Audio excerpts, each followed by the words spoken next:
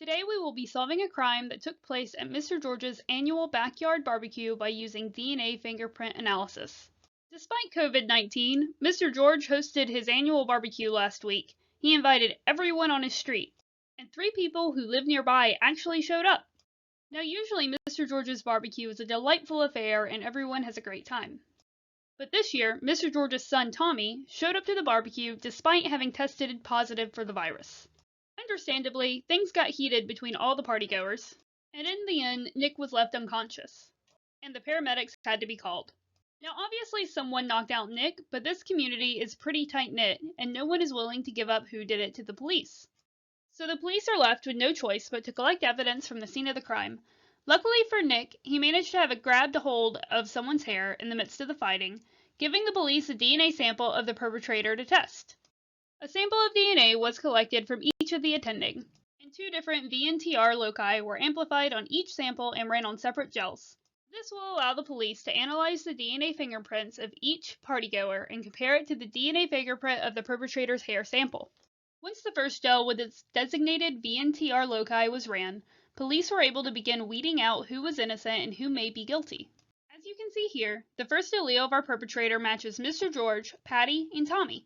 The second allele matches Tommy and Patty.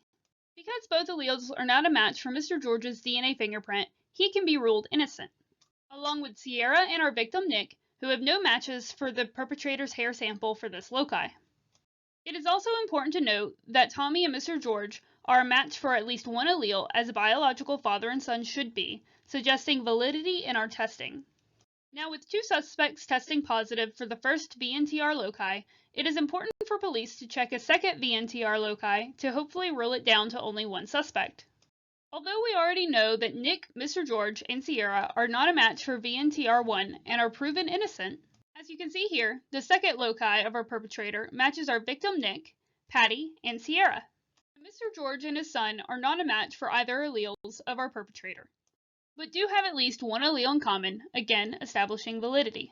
Now because Sierra and our victim Nick were proven innocent in the first VNTR loci test, it does not matter that they are a match in the second loci test, because in order for DNA fingerprint to be a match for the perpetrator's hair sample, all alleles at both loci must be a complete match.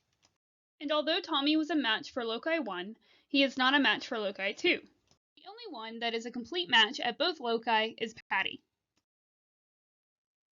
making her the perpetrator who knocked our victim Nick unconscious. However, let's try to remember that you're innocent until proven guilty. So long, Patty! Thanks for watching!